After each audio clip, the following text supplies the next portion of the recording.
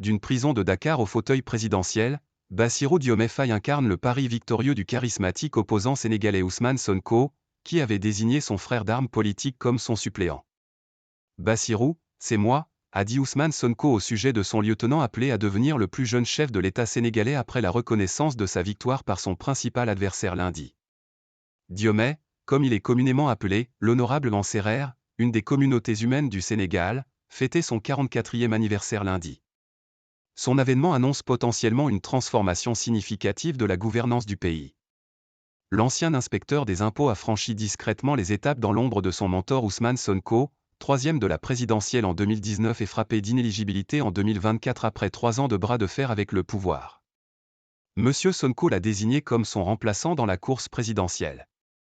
Il n'a jamais exercé le moindre mandat d'élu auparavant.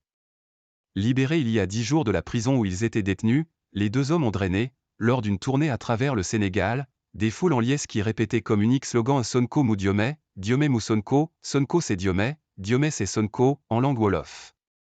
Bien sûr, on aurait préféré que ce soit Ousmane Sonko, le candidat.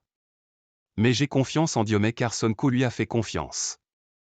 Ils partagent le même projet, confie Murtala Diouf, un jeune Casamançais de 27 ans.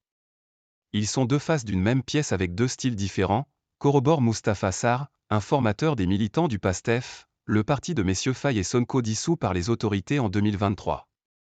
Souvent vêtu d'un boubou blanc traditionnel, de taille moyenne, portant une barbichette sous son visage juvénile, monsieur Faye s'est présenté sur scène lors de son dernier meeting électoral en compagnie de ses deux épouses, une première pour un président sénégalais.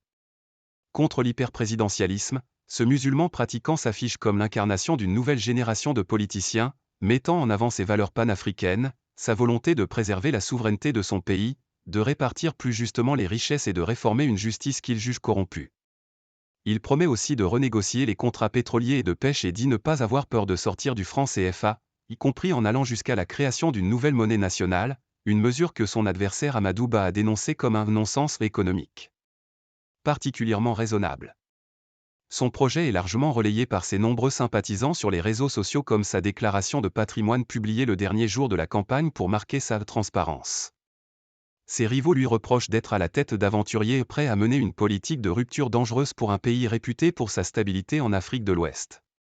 Issu d'une modeste famille d'agriculteurs, Bassirou Diomaye Faye a passé le concours de l'ENA, École nationale d'administration, au Sénégal, dans les pas de M. Sonko, avant de prendre la tête du syndicat que ce dernier dirigeait. Ensemble, ils fondent en 2014 le parti politique PASTEF. M. Faye va même jusqu'à appeler l'un de ses fils Ousmane en l'honneur de son compagnon de route. Puis ils se retrouvent ensemble en prison.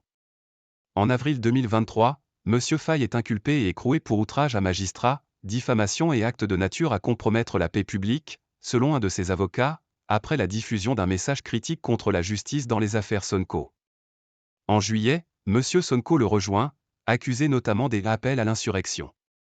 Président, tu dis souvent que je suis têtu mais nous sommes toujours ensemble, a-t-il lancé, lors d'une conférence de presse sous le regard d'Ousmane Sonko, au lendemain de leur libération. Il se présente comme quelqu'un de particulièrement raisonné, de particulièrement raisonnable, de particulièrement sensé, de particulièrement réfléchi. Après avoir voté dimanche, il a appelé à un retour définitif à la sérénité au Sénégal qui a été gravement perturbé ces dernières années.